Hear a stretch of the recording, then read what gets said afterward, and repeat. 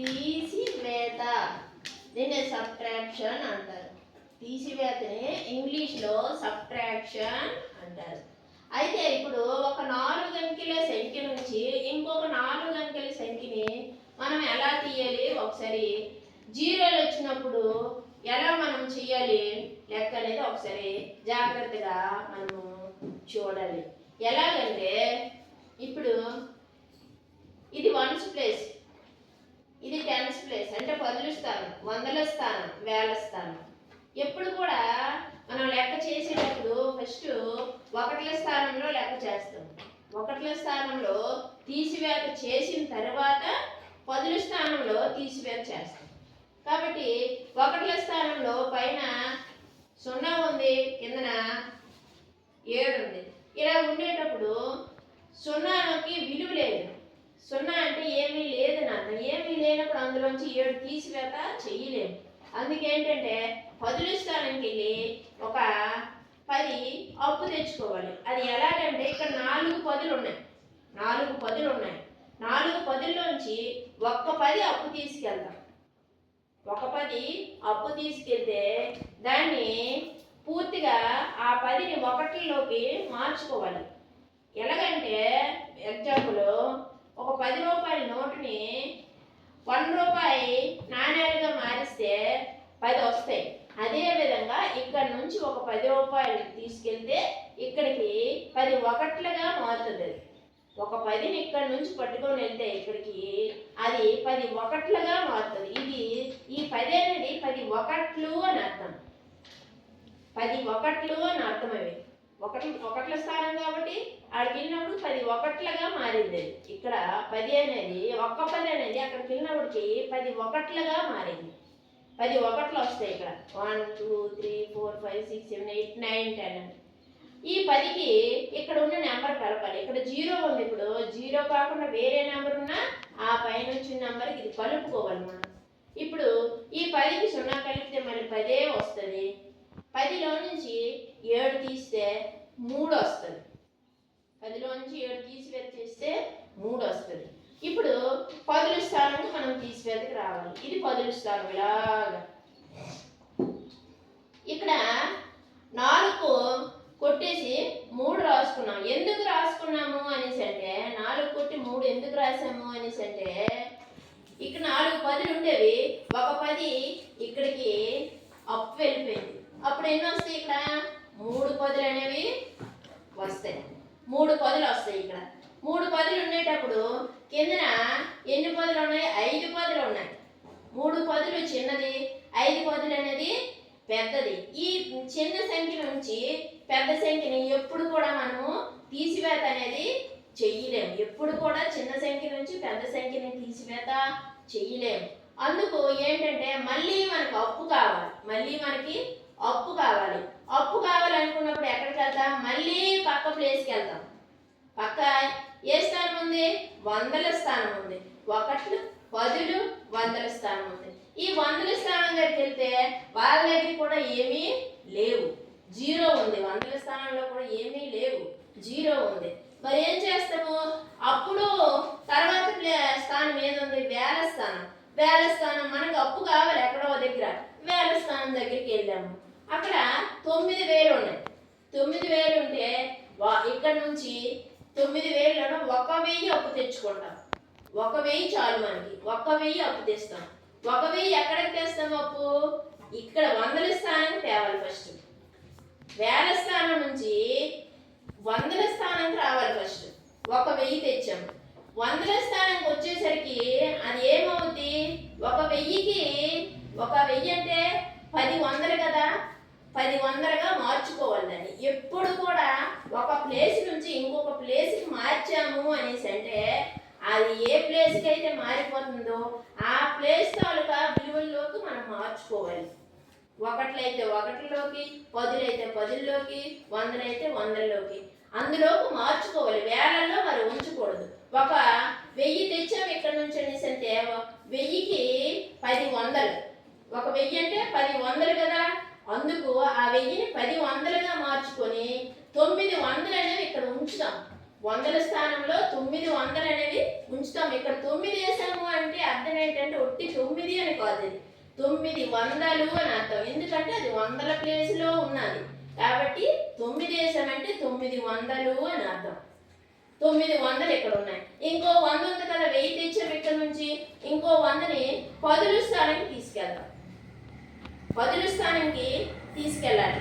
తీసుకెళ్తే ఆ 100 అనేది పదుల స్థానానికి వెళ్ళేటప్పటికి పదుల్లోకే మార్చాలి. 100లో ఉంటే అవ్వదు, పదుల్లోకే మార్చుకోవాలి. పదుల్లోకి మార్చుకుంటే 100ని 100 రూపాయలకి 10 పదులు వస్తాయి కదా, అదే విధంగా 100ని 10 పదులుగా మారుస్తాం.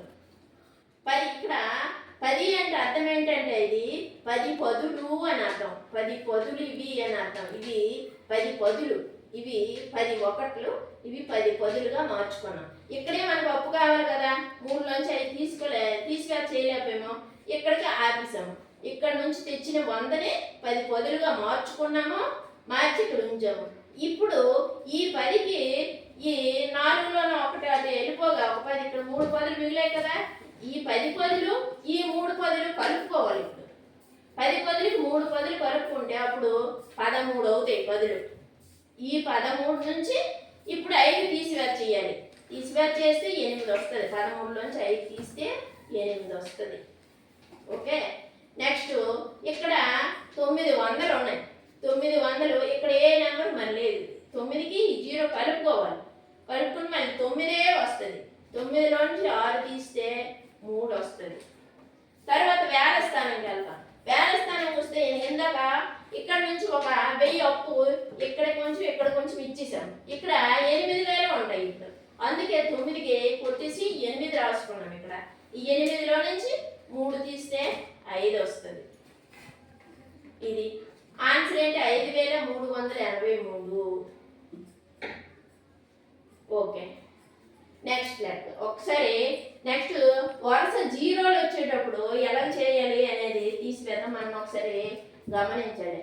ఇదిగోండి, ఇలా 8000 ఉన్నది. ఇక్కడ కింద 6825 ఉన్నది. దీన్ని తీసివేత చేసేటప్పుడు మళ్ళీ ఫస్ట్ 1ల స్థానం నుంచి తీసివేత చేయాలి. ఇక్కడ 1ల స్థానం, ఇది 1ల స్థానం, ఇది 10ల స్థానం, ఇది 100ల స్థానం, ఇది వేల స్థానం. అయితే ఇక్కడ 0లోంచి 5 తీయలేం కాబట్టి ఇక్కడికి వెళ్తాం. అప్పుకి ఎక్కడికి? 10ల స్థానానికి వెళ్తాం. 10ల స్థానంలో ఏమీ లేవు, 0 ఉన్నాయి. 1 కూడా లేదు, 2 కూడా లేదు. తర్వాత 100ల స్థానానికి వెళ్తాం. అక్కడ కూడా ఏమీ లేవు, 0లే ఉన్నాయి. నెక్స్ట్ వేల స్థానానికి వెళ్తాం. వేల స్థానానికి వెళ్ళేటప్పుడు ఇక్కడ 8000 ఉన్నాయి.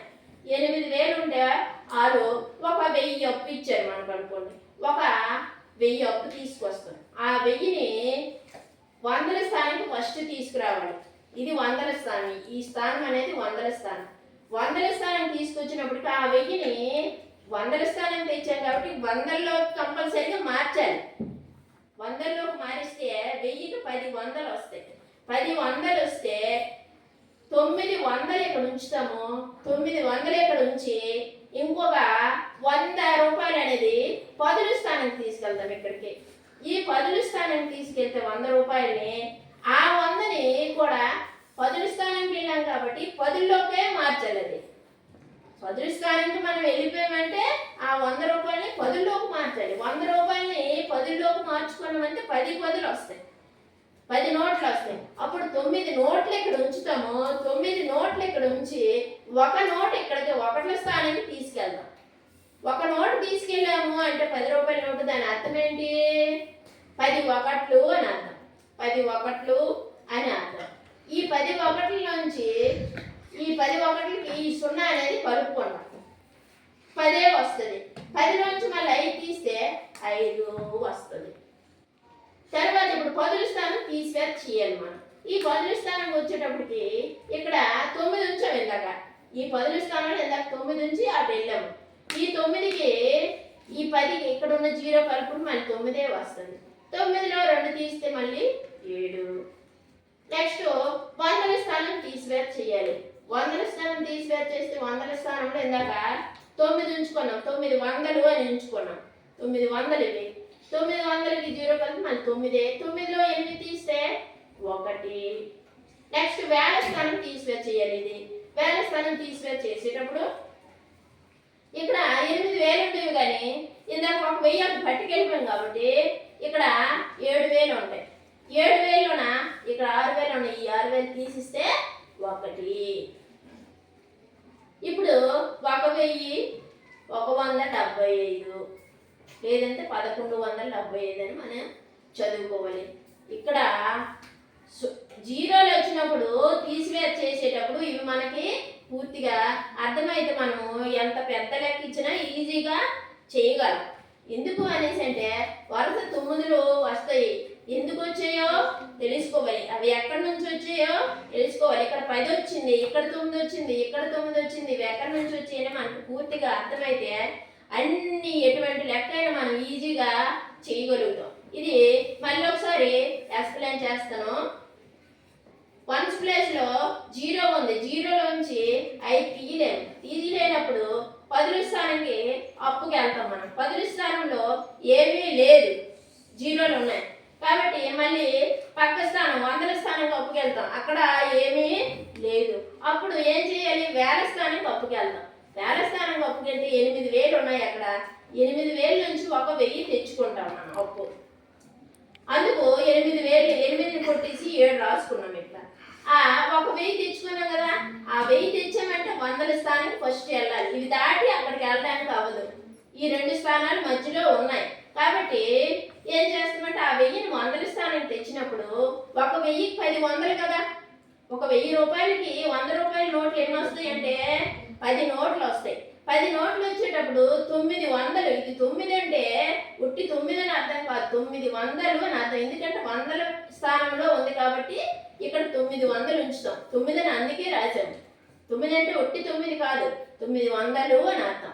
ఎందుకంటే 100ల ప్లేస్లో ఉంది కాబట్టి 900 అని అర్థం.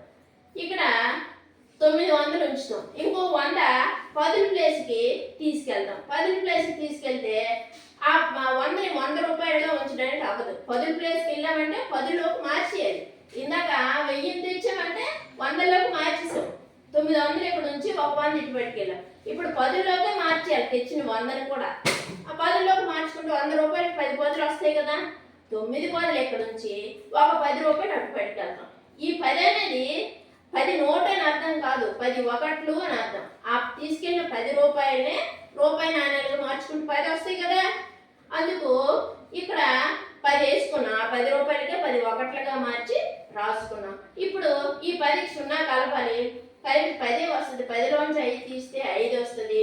ఇక్కడ 9 ఉన్నది కదా, ముందు నుంచి ఉండాలి 9. ఆ 9కి 0 కలిపితే మళ్ళీ 9 వస్తుంది. 9లో 2 తీస్తే 7 వస్తుంది. ఇక్కడ ఆయన 100ల స్థానంలో 9 ఉంచాం కదా, ఆ 9కి 0 కలిపితే 9 వస్తుంది. 9లో 8 తీస్తే 1. ఇక్కడ ఇందాక 1,000 అప్పు తీసుకెళ్ళిపోయాం కాబట్టి 7,000 ఉంటాయి. 7,000 నుంచి 6,000 తీస్తే 1 వస్తుంది. ఇక్కడ ఏమైనా నెంబర్స్ వేరేవి 1 కానీ 3 కానీ ఏవైనా ఉంటే ఆ నెంబర్కి ఈ నెంబర్ కలిపి అప్పుడు తీసివేత చేయాలి. ఇది 0లు వచ్చేటప్పుడు కొంచెము మనం జాగ్రత్తగా ఆలోచించుకొని చేసుకుంటే అది ఈజీగా ఉంటుంది. 9లు ఎందుకు వేయాలి అనేది మీకు పూర్తిగా అర్థమైతే మరి ఏమీ ఇబ్బంది ఉండదు. ఏ లెక్క అయినా మనం ఈజీగా చేసుకోవచ్చు. Thank you.